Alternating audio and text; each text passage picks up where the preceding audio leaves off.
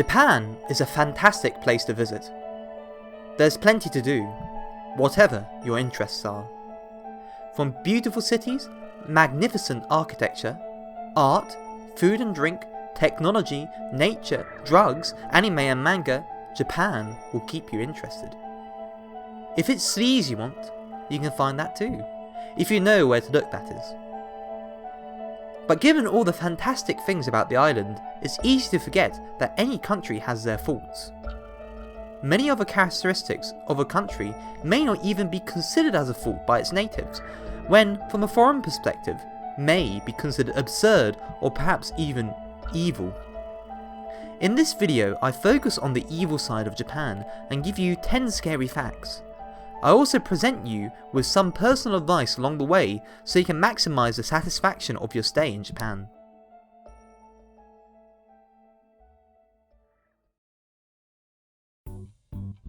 Number 1.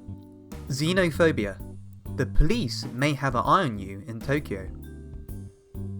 Japan's foreign-born population has indeed increased, from about 1% of the total population in the 1990s to 2% today.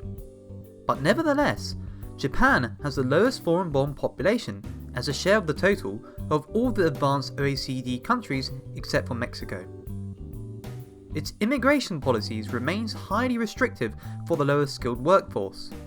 And while Japan is very welcoming in policy terms to highly skilled migration, the country has had difficulty attracting such migrants. Many of them choose Hong Kong or Singapore instead. So, trying to live in Japan might not be as easy as you think. This low number of migrants also means there are problems for visitors in Japan.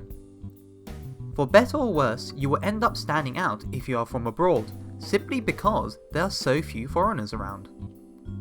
I actually have a friend in the Japanese police force who started working a few years ago, and he works in Tokyo. He told me when patrolling Tokyo, depending on the location, police are told to consider all obvious foreigners as a potential threat. This sounds unbelievable, but it is generally true. Number 2. Everyone follows the crowd. There's a lot of different little mannerisms in Japan, which, if you don't know, can make yourself seem rather rude. Some are more well known than others. Like, I think it is commonly known that the way you are supposed to speak and write Japanese changes quite a bit depending on the person you're talking to. If you're talking to someone which you may consider to be in a higher social standing than you, i.e. they are your senpai, you speak in keigo, the polite version of Japanese. So for example, if you were speaking to friends, you could say arigato, meaning thank you, but when you speak to your senpai, this turns into arigato gozaimasu.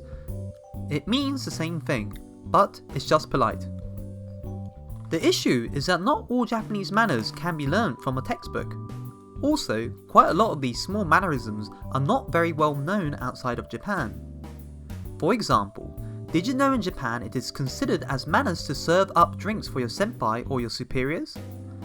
In Japanese bars and restaurants, it is common practice for drinks to be provided by the bottle. Ice, water, and any other relevant mixers are provided with it. It would be considered very rude if you made your own drink first without attending to your superiors. So, I suppose the moral of the story is that you can't hope to master all Japanese manners. Even after living there for years and studying copious amounts of Japanese textbooks, you won't get the hang of it completely. But there is hope. The thing is, Japanese people know that people from abroad don't know about all the little mannerisms they have built up. If you're obviously from abroad, you can get away with being rude quite a lot of the time. Then again, the issue is, if you use this method, you end up getting treated as a gaijin, or in other words, a foreigner. You end up being treated a bit differently, and it might be more difficult to establish intimate relationships with people in Japan. Of course, this might not be the case however. But anyway, my advice would be this. Follow the crowd. Many of you might not like this, but this is the best thing to do if you want to do well in Japan. If you can pull this off, you don't need to be able to be well mannered at everything. Now, why is this? The answer comes from observing Japanese culture and history. When people first migrated from the mainland to live on the island, the main way of survival was not that of hunting, but that of working together to farm rice. Throughout history, the way of survival for Japanese citizens was to work together. It's only natural that culture would develop many little rules and manners to make sure that established order remains established. Compare this to the history of Western countries. Of course, farming was a major activity, but unlike with rice farming, people could farm by themselves. There was no dire need for people to work together in communities to survive. Even in villages and towns later developed, assets remained the assets of individuals.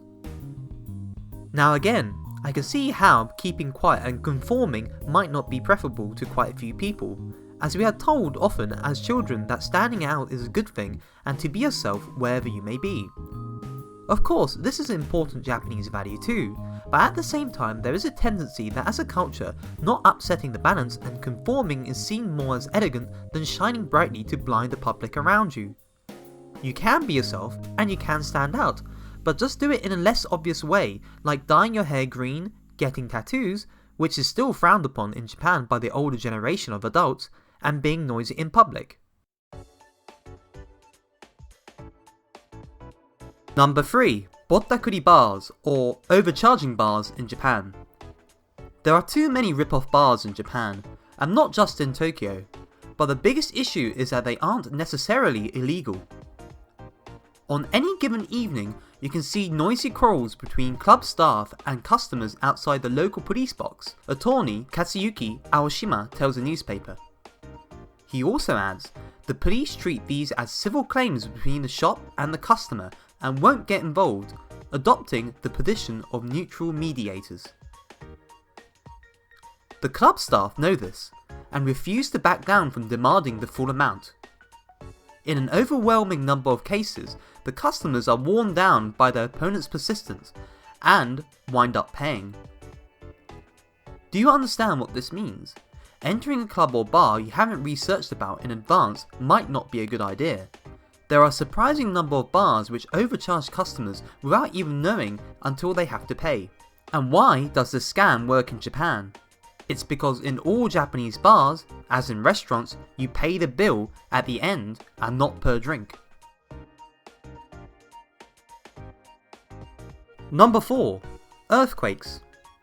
It's common knowledge that Japan is the most prone country for earthquakes in the world. 99% of the earthquakes aren't lethal and don't cause any problems in everyday life, but they can be quite scary if you've never experienced an earthquake before. Make sure you're aware that earthquakes happen on a monthly basis in Japan. Be prepared for the inevitable experience. Number 5. Nomi Hodai bars, or in other words, all you can drink bars. One of the first phrases you should learn when you set foot in Japan, before all the trivial stuff like excuse me, is Nomi Hodai. The holy grail of budget boozing. It's an all-you-can-drink offer provided in many Japanese clubs and bars for a fixed price and a period of time. It is also regarded by a certain sort of person as an opportunity to get seriously pissed while trying not to die or spend the evening sleeping in the ditch. This is the problem. I've done this myself, and so have others that came from abroad. The all-you-can-drink offer can be found for as low as $20 or £14. It seems too good to be true, and you try and fit in as many drinks in before the time runs out. As a result, you end up throwing up or fainting or doing something completely embarrassing. So remember, all you can drink bars are all very well, but don't get overly excited. Remember, there's no use drinking lots if you end up ruining your night. Number 6. Kichi guys, i.e. crazy people. What you'll find when you're in Japan is that everybody tends to be quite nice and polite. That's why I put this one on the list. Even if everyone seems really nice, in any country there will be some weirdos around. It's very easy to forget this in Japan, at least it was for me. The kichi guy, or the crazy person I met, wasn't holding a weapon, but did freak me out all the same. It's kind of difficult to describe a person's actions when they're proper crazy, but I'll do my best. The guy I saw was in his middle ages, and was obviously intoxicated. He was flaying around, moving his body up and down and shaking from side to side. His face looked like he was possessed. The interesting thing, is that he was doing this in Ueno Station, which is a fairly big station. It was around 6 PM and there were many people around heading back home after work. You see, shit like this happens even when you're in a public space, so going through back alleyways or narrow streets may still be dangerous even in Japan. Although this is pretty obvious advice, always be careful when you're in a new country which you don't know much about. Number 7. Roads. The problem with driving in Japan is that cities are so cramped. Japan's population is 2 times larger than that of England, which is roughly the same land size of Japan. Combined with this, roughly 75% of the land in Japan is mountain terrain and is mostly unpopulated. So it's only natural that cities are designed to fit in as much as possible in as little space as possible. As a result, roads are extremely narrow. Combined with this, now that there are laws that place a ban on cyclists from cycling on pavements, drivers also need to take into account of cyclists when driving. From my experience, if you are unsure of your ability to drive, getting a permit to drive in Japan is not a good idea. Number 8. Tight trains. Again, another problem due to overpopulation of cities. During peak times especially, as well as getting a seat being almost impossible on a train, you might have a hard time even getting into the train. Here's a little tip for people having to travel at peak times by train in Japan. When you have to stand in the train, try to make sure you stand in front of people who are obviously not going to work. So I suppose this includes couples dressed in casual clothing, families, and old people who seem to be tired. From my experience, those who are out for leisure during the peak times are people who only have to travel by train for a couple of stations. Think about it logically. Who the hell would want to ruin their day off by travelling on an overpacked train? If you are travelling far, you would take a non-peak time to travel. Also, it's important to remember that in Japanese trains it is forbidden to make phone calls. Also, even when you're talking to friends, you have to be quiet. Number 9. Don't talk about anime and manga too much. Anime and manga is a key reason for why Japanese culture has become so popular abroad, and I think many people who get interested in visiting Japan first had their interest sparked by watching anime or reading manga. This is all very well. I mean, I love reading manga too. However, please don't make the mistake in thinking that all Japanese people are obsessed with manga and anime. Too many people I know who come from abroad make this mistake. If you talk to someone Japanese who's not interested in manga or anime, all you'll get is an icy stare back when you talk about your favourite show. You may even find that you deeply embarrass yourself. Number 10. Being vegan. Honestly, I didn't meet a single person who was vegan in Japan, let alone being a vegetarian. I know people who are strongly vegan, but ended up giving it up because of the lack of restaurants which provided vegan or vegetarian options in Japan. It might have changed in the last couple of years, but my impression I got from Japanese restaurants was, if you're vegan, get the fuck out.